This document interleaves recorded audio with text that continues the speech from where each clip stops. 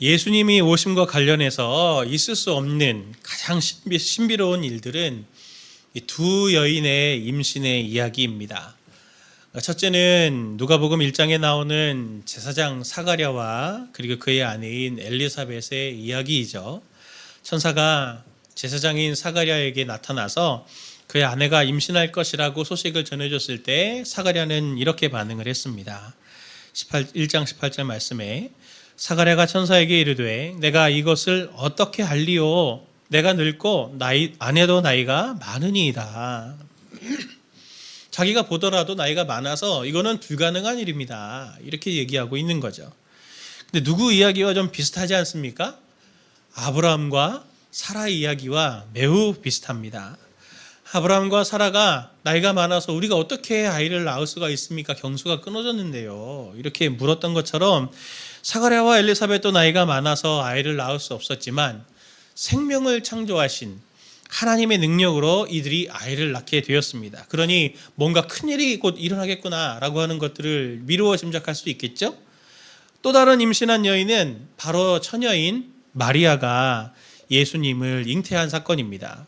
누가복음 1장 30절 말씀 보니까 천사가 이르되 마리아여 무서워하지 말라 내가 하나님께 은혜를 입었느니라 보라 내가 잉태하여 아들을 낳으리니 그 이름을 예수라 하라.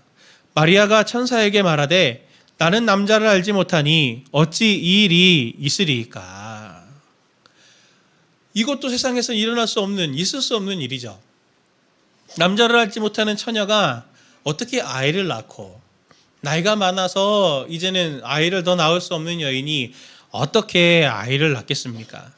있을 수 없는 이 신비로운 일들을 하나님께서 일으키심을 통해서 하나님은 말씀하시려고 하는 게 있는 거죠. 엄청난 일들이 지금 이루어져 가고 있다. 그것을 보여줄 징조와 표적으로 이들을 임신시키신 겁니다. 누가복음 2장 12절 말씀 보니까 너희가 가서 강보에 쌓여 구유에 누워있는 아기를 보리니 이것이 너희에게 표적이니라 하더니 천사가 사람들에게 강보에 쌓여있는 구유에 누워있는 아기 예수가 바로 너희에게 표적이다 라고 말합니다. 표적은 그 자체의 의미보다는 그 표적이 가르쳐주고 있는 내용이 있거든요. 그 메시지가 있거든요. 그 내용이 무엇인가 라고 하는 것을 오늘 우리가 읽은 마리아의 찬가 속에 담겨져 있습니다.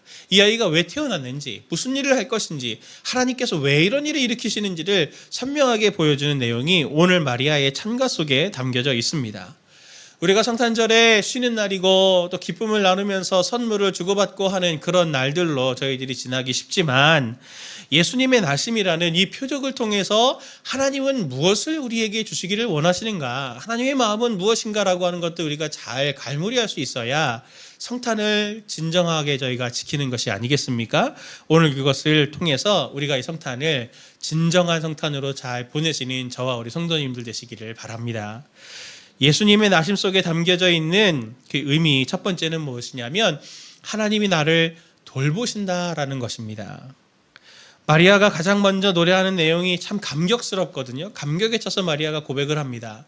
46절부터 48절을 같이 함께 우리 읽기를 원합니다. 마리아가 이르되 내 영혼이 주를 찬양하며 내 마음이 하나님 내 주를 기뻐하였음은 그의 여종의 비천함을 돌보셨음이라. 보라 이제후로는 만세의 날을 복이 있다 일컬으리로다. 아멘. 마리아는 그의 여종의 비천함을 돌보셨습니다 라고 하는 것을 노래합니다. 이게 무슨 노래할 제목인가 이렇게 생각을 할 수 있지만 이 말씀을 묵상해보면 묵상해볼수록 생각해보면 생각할수록 감격이 우리에게도 이렇게 차고 오릅니다. 왜냐하면 본문에 돌보셨다라고 하는 단어의 뜻이 무슨 뜻이냐면 응시하다, 바라보다라는 뜻이거든요. 이렇게 쭉 주목해서 바라보는 것을 말합니다. 그런데 문법적인 의미를까지 이렇게 쭉 해석해서 보면은 어떤 뜻이냐면 이렇게 해석을 해야 적당합니다.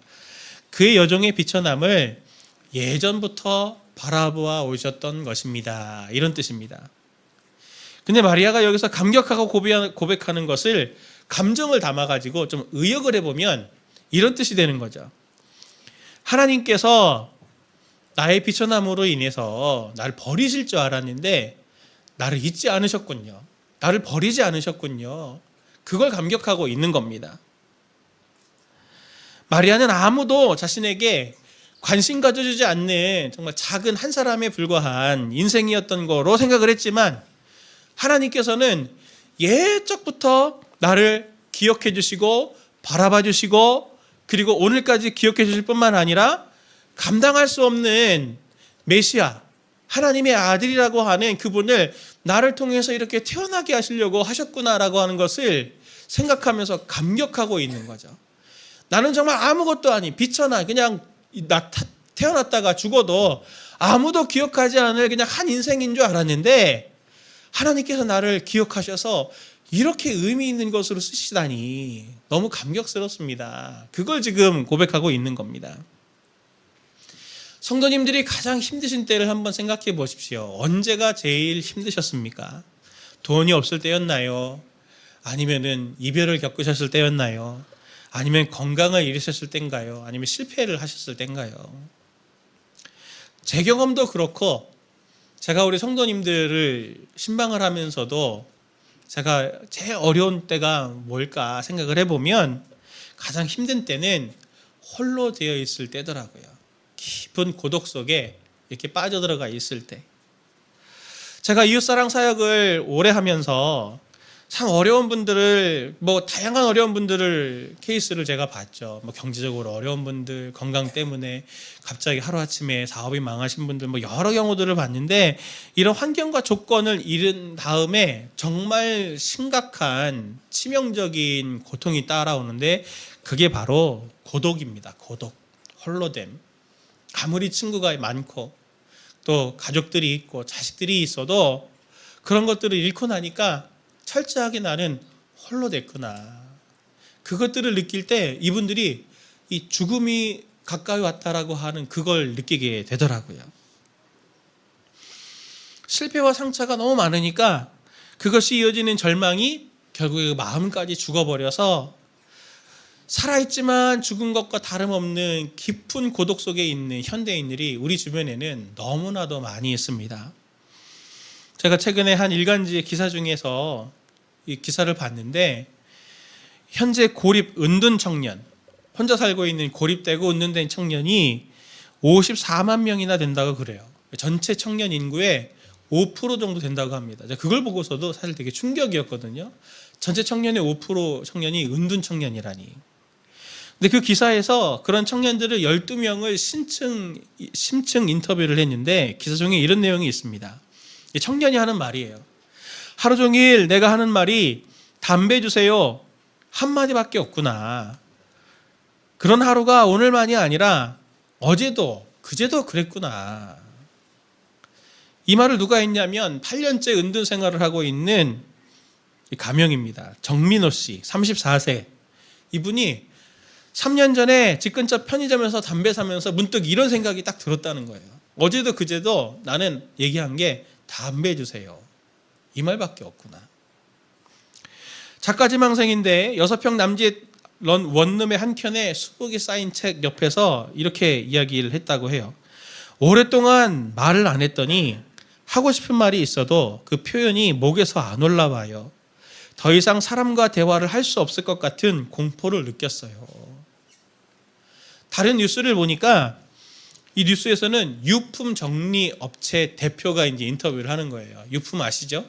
예. 어떤 분이 고인이 되시고 난 후에 남은 이제 집을 정리를 하시는 그런 일을 하는 사업체의 대표신데 이렇게 얘기하더라고요.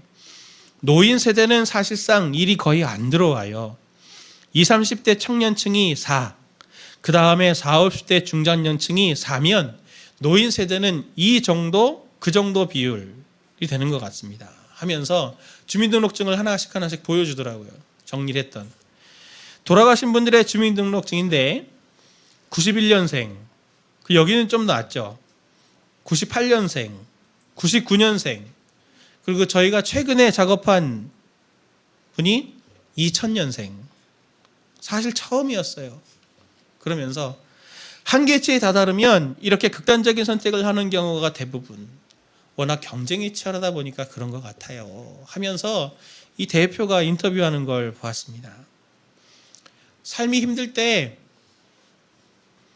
그 맨 마지막에 두려움, 치명적인 고난은 홀로됨입니다. 고독이에요.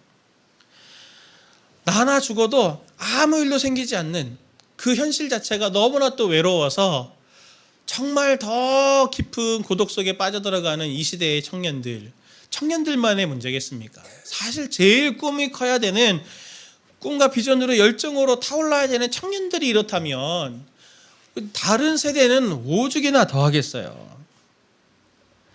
하나님은 인간들의 이 절망과 이 고독, 두려움을 아십니다.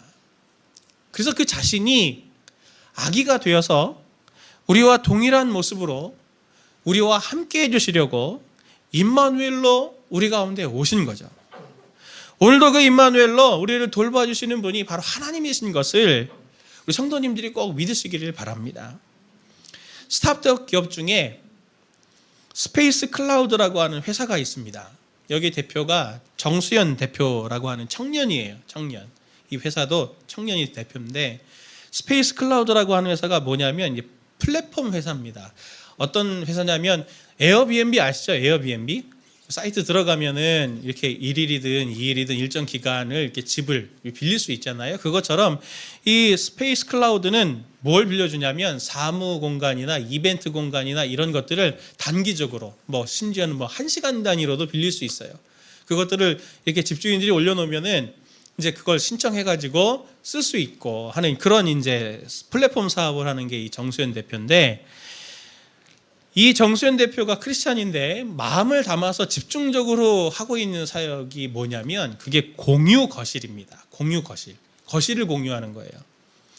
홀로 된 청년들을 대상으로 이 거실을 운영하면서 일정 비용을 내면은 한 달 동안 이렇게 이 기간 동안에 이 거실을 마음대로 쓸 수 있는 겁니다. 거기 가면 TV도 있고, 거기 가면 또 음악도 감상할 수도 있고, 간식 같은 것도 있고 하니까 거기에 이제 가는데, 왜냐하면 아까 그 고독 은둔 청년 얘기했지만 한 평이 6평 정도밖에 안 되는 방에 거기만 사니까 나오질 않잖아요. 거실이라도 있으면 나오기라도 분위기라도 좀 전환할 텐데 그런 게 안 되니 청년들이 많이 있는 원룸 이런 데 많은 곳에 이제 이 공유 거실을 만들어 가지고 이렇게 혼자 지내는 청년들이 그 공유 거실에 와서 다른 청년들을 만날 수 있도록 하는 이 일을 하는 거예요.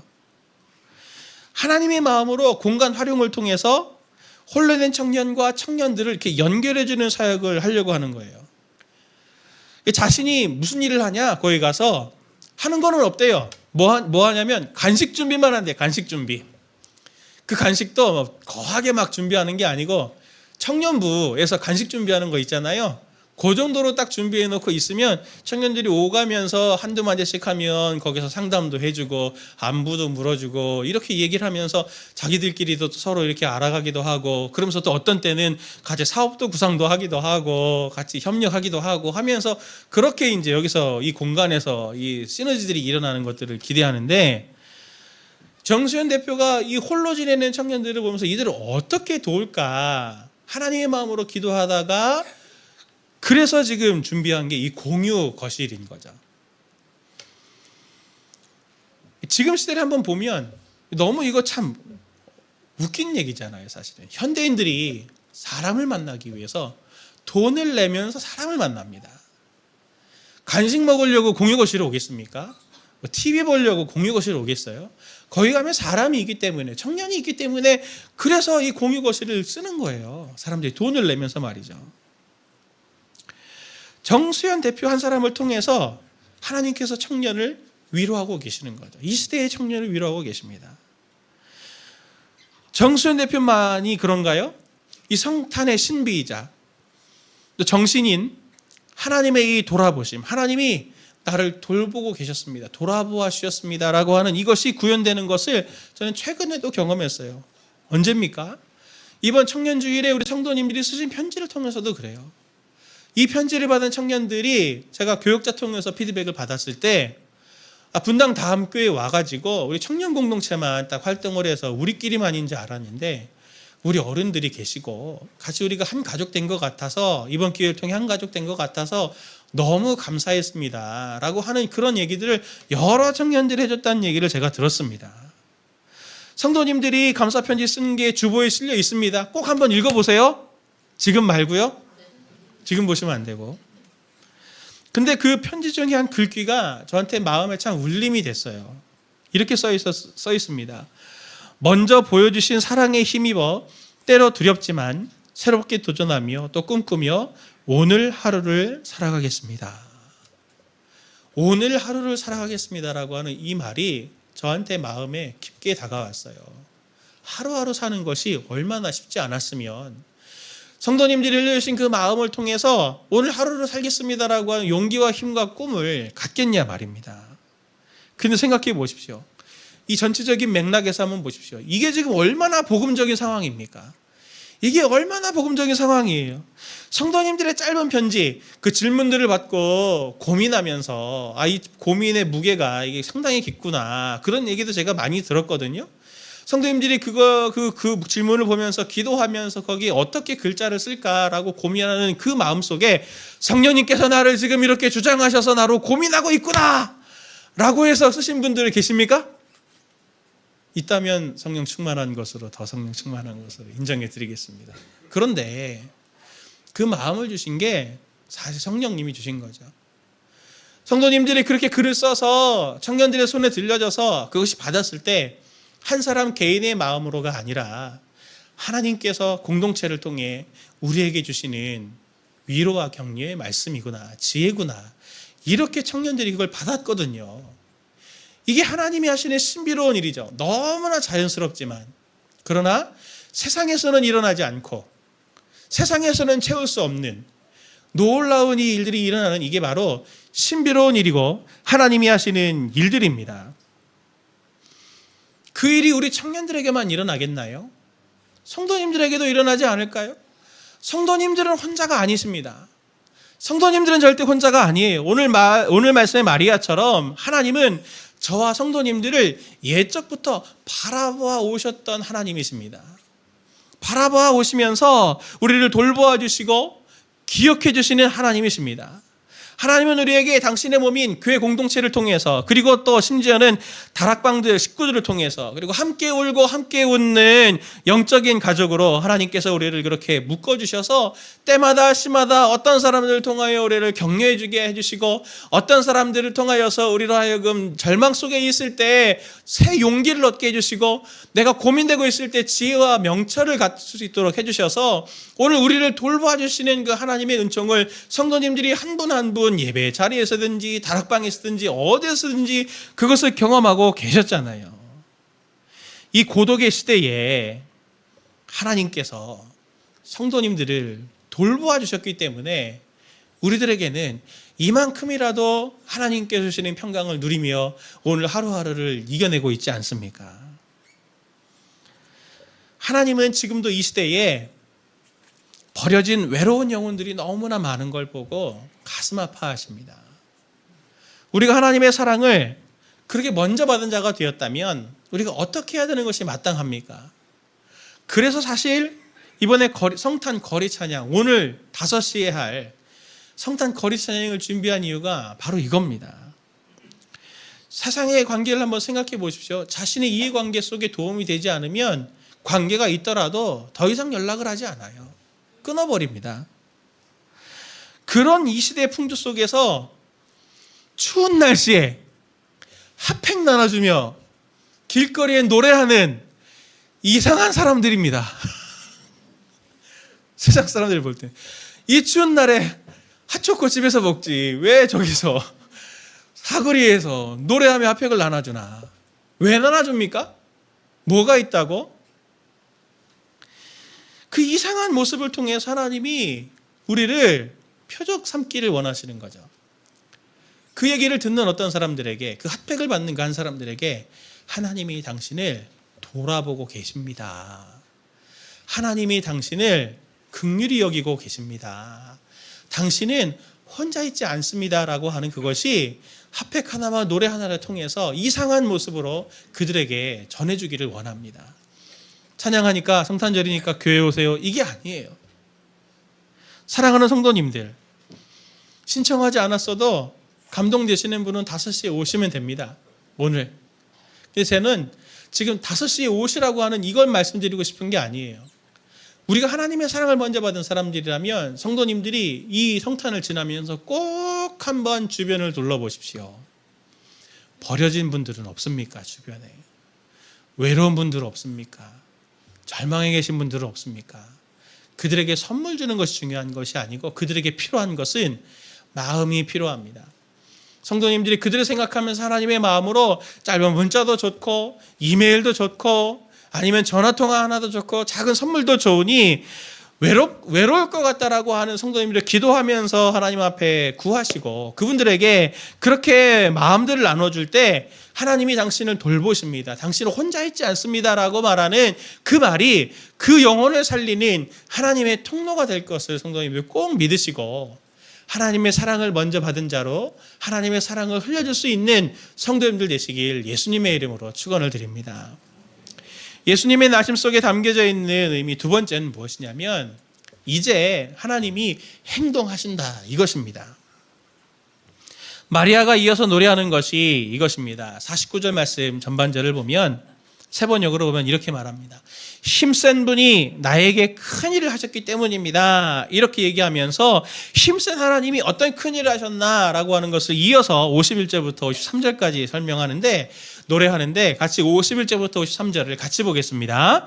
그의 팔로 힘을 보이사 마음이 생각이 교만한 자들을 흩으셨고 권세 있는 자를 그 위에 내리치셨으며 비천한 자를 높이셨고 줄이는 자를 좋은 것으로 배불리셨으며 부자는 빈손으로 보내셨도다. 아멘.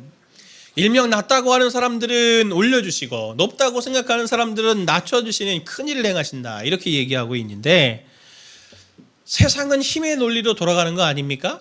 힘의 논리로 돌아가기 때문에 권력이 있으려고 하죠. 그래서 돈이든 명예이든 지위든 이런 힘을 가지고 그것을 이용해서 자신에게 가지고 있는 고통과 불안 이런 것들을 조금이라도 더 줄이기 위해서 약한 사람들을 착취하기도 하고 그들을 압제하기도 하고 해서 약자들의 고통을 가중시키는 방식으로 해서 자기의 평안을 더 얻으려고 하는 것이 바로 세상의 원리입니다. 그런데 진정한 힘을 가진 하나님은 이 모든 것을 어떻게 하십니까? 역전시키시죠. 역전시킵니다. 하나님의 신비가 바로 이것인데 하나님의 신비는 이 땅에서 힘이 있어야만 누릴 수 있는 것을 힘이 없는 사람도 누릴 수 있게 해주시는 것이 바로 하나님의 능력이고 크신 능력이고 하나님의 신비인 것이죠. 누가는 이 하나님의 일하심 이 신비를 징조를 이렇게 말합니다. 누가복음 2장 10절부터 12절 말씀 같이 함께 읽습니다. 천사가 이르되 무서워하지 말라. 보라 내가 온 백성에게 미칠 큰 기쁨의 좋은 소식을 너희에게 전하노라. 오늘 다윗의 동네에 너희를 위하여 구주가 나셨으니 곧 그리스도 주시니라. 너희가 가서 강보에 쌓여 구유에 누워있는 아기를 보리니 이것이 너희에게 표적이니라 하더니 아멘. 아기가 표적입니다. 무엇이 표적이라고요? 아기가 표적입니다. 예수님이 성인이 아니라 아기로 오신 이유가 어디 있겠습니까? 묵상해 보면은 여기에도 참 하나님이 우리를 위한 신비가 예비되어 있는 것을 볼 수 있는데 무엇이 담겨 있냐면 하나님이 예수님을 아기로 보내신 이유를 하나님이 우리를 아기처럼 보시기 때문입니다. 아무 도움이 없으면 죽게 되는 아기. 여기 아이를 낳아보신 분들은 다 경험해 보셨겠지만 막상 아기를 처음에 품에 딱 안았을 때 정말 약하잖아요. 손가락은 씻기다가 떨어져 나갈 것 같고 목도 목욕시키다가 부러질 것 같아서 정말 어떻게 하면 좋아. 막 어쩔 줄을 몰라서 막 이렇게 덜덜 떨면서 목욕시키던 때가 저도 생각이 나는데 정말 약하잖아요. 하나님이 그렇게 우리를 보십니다. 하나님이 일찍이 이스라엘을 어떻게 보시냐면 에스겔서 14장 4절부터 6절에 비유적으로 이렇게 설명해 있는데 세 번역으로 우리 같이 함께 이 말씀을 한번 꼼꼼히 보기를 원합니다. 같이 봅니다. 내가 태어난 것을 말하자면 내가 태어나던 날 아무도 내 탯줄을 잘라주지 않았고 내 몸을 물로 깨끗하게 씻어주지도 않았고 내 몸을 소금으로 문질러 주지 않았고 내 몸을 포대기로 감싸주지도 않았다. 이 모든 것 가운데서 한 가지만이라도 너에게 해줄 만큼 너를 불쌍하게 여기고 돌보아준 사람이 없다. 오히려 내가 태어나던 바로 그날에 사람들이 내 목숨을 천하게 여기고 너를 내다가 들판에 버렸다. 그때에 내가 내 곁으로 지나다가 피덩이로 버둥거리는 너를 보고 피덩이로 누워있는 너에게 제발 사람만 달라고 했다. 피덩이로 누워있는 너에게 제발 사람만 달라고 했다. 오늘 이 말씀을 제가 처음 대할 때 하나님 앞에서는 펑펑 울었습니다. 아무도 나를 돌아보지 않고 아무도 나의 이 고통을 공감해 주지도 않고 도저히 어떻게 나는 이제 이러다가 죽어야 되나 보다 깊은 절망 속에 있을 때 하나님께서 아무도 관심이 없지만 내가 내 옆으로 지나다가 너를 보고 피덩이를 버둥거리는 너를 보고 차마 지나칠 수 없어서 너를 피덩이라도 살라, 피덩이라도 살라 외치시는 그 주님의 음성이 이 말씀을 통해 저에게 다가올 때 제가 하나님의 사랑에 감동돼서 펑펑 울었습니다. 하나님은 저뿐만이 아니라 우리 성도님들을 이렇게 보십니다. 너 약한 거 아무도 너를 돌보지 않으면 너 살 수 없다는 걸 내가 안다. 너 제발 살아라. 살아만 있어다오. 제발 살아다오. 하나님은 그렇게 우리에게 외치시는 분입니다. 우리는 스스로 살아날 수 없잖아요.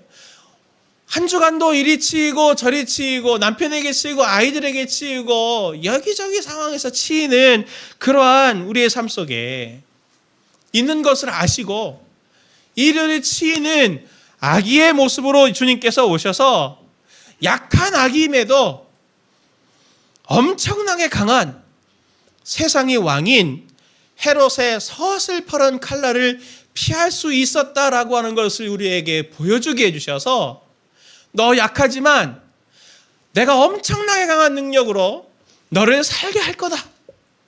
너에게는 소망이 있다. 너 지금 힘들고 어렵고 지치지만 너에게는 나의 능력이 덮어져 있기 때문에 너는 살아날 거야. 죽지 않을 거야. 하나님은 오늘 우리에게 그것을 말씀해 주시기를 원합니다. 우리는 늘 약한 우리의 모습만을 보면서 좌절하기 쉽습니다. 그러나 하나님은 적극적으로 돌보셔서 이제 일해 주셔서 죽지 않고 살아서 살아남아 있을 것을 선포하시는 거죠. 제가 한 해 동안 뒤돌아보면서 말씀을 준비하면서 뒤돌아보면서 손을 꼽아보면 10손가락으로 부족합니다. 발가락 2번, 3번 해야 돼요. 다락방에 신방을 하면서 성도님들의 환난 가운데서 그들의 눈물과 통곡의 기도의 제목들 그리고 이렇게 절규하면서 기도를 하시는 성도님들의 기도를 함께 하면서 그 순간에는 정말 어떻게 다른 길이 없어서 우는 것밖에 없어서 기도하는 것밖에 없어서 그렇게 하나님 앞에 간구했지만 시간이 지나고 나면 그분의 애씀이 아니라 또 저의 애씀이 아니라 하나님이 능력의 손으로 하나님만이 하실 수 있는 그 능력의 손으로 그 성도님들을 건져주셨던 그 수많은 이야기들을 제가 다 말씀드리고 싶지만 못할 것 같아요. 성도님들 스스로 아시잖아요.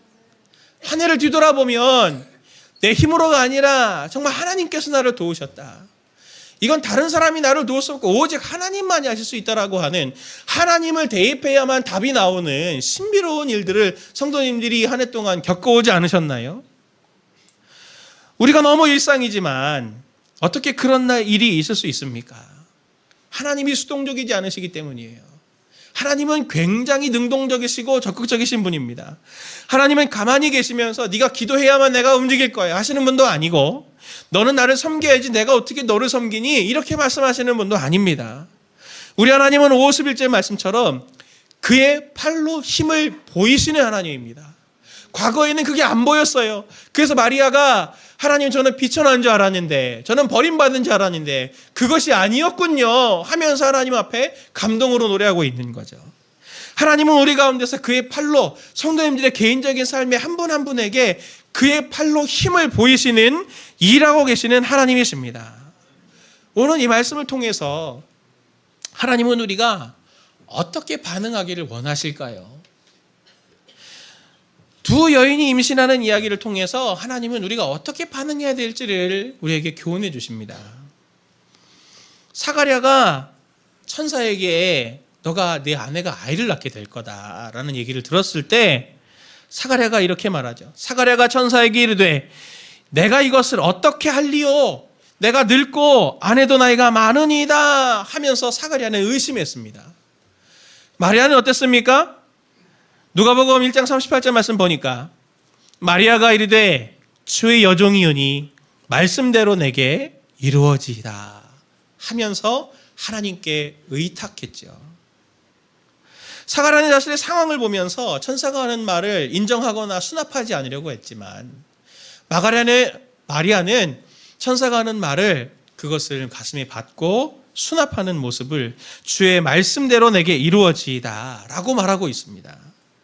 우리의 삶과 상황을 보면 여전히 절망적이고 어려우실 수 있어요. 저에게도 그런 문제들이 여전히 있죠. 나를 봐도 지치고 내 능력의 한계를 알고 그리고 이 모든 것들을 볼 때 낙심만 더 깊어지지만 하나님께서 우리 가운데 일하고 계시다라고 하는 것을 오늘 말할 때 우리는 어떤 반응을 보여야 됩니까? 제가 성도님들을 보면서 또 저를 자신을 보면서 놀라운 신비가 하나 더 있어요. 기도하는데 기대를 하지 않아요. 하나님 앞에 기도하는데 하나님이 들어는 주실까? 라면서 의심하는 신비로운 일들을 하고 계시는 거죠. 도대체 왜 기도는 하는 겁니까? 기대하지 않을 거면서. 기도하면 기대하셔야죠. 오늘 이 성탄에 마리아의 노래를 통해서 하나님은 오늘 우리 가운데서도 신비롭게 일하고 계시니 행동하시는 하나님이시다라고 하는 것을 말씀하실 때는 그걸 제발 좀 받아들였으면 좋겠다라고 하는 하나님의 절규가 또 있는 겁니다. 말씀을 마치려고 해요. 하나님의 일하심의 이 신비는 우리의 오감으로 느끼지 못할 뿐이지 분명히 우리 가운데 지금 일하고 계십니다. 성도님들께 제가 부탁드리는 건 뭐냐면 하늘을 쭉 뒤돌아보면서 앞에 말씀드렸던 것처럼 내 삶에 하나님을 대입시키지 않으면 도저히 설명될 수 없는 그 일들 한 가지만이라도 찾아내 보시려고 하십시오. 그러면 그것이 하나님의 그 엄청난 능력이 나를 붙들고 있구나라고 하는 것을 확신하게 되는 능력이 될 겁니다. 그래서 오늘 닥치고 있는 여러 환난과 어려움들 속에 과거의 그 하나님의 전능하신 하나님의 능력을 추억해서 새롭게 시작할 소망, 하나님의 일하심을 기대할 믿음의 첫 발걸음을 디디게 되는 귀중한 토대 하나를 쌓는 오늘 하루가 될 겁니다. 이 성탄절을 저희가 지나면서 하나님이 우리를 돌보아 주셨고 돌아보아 주셨고 과거로부터 우리를 계속 주목하여 보셨고 그 하나님이 이제는 참지 않고 기다리지 않고 우리 가운데 능력의 일들을 행하신다라고 하는 것을 꼭 신뢰하셔서 이 하나님의 이 오심, 예수 그리스도의 아기로 오신 예수 그리스도로 인해서 다시 한번 소망과 힘을 얻으시는 저와 성도님들 되시길 예수님의 이름으로 축원을 드립니다.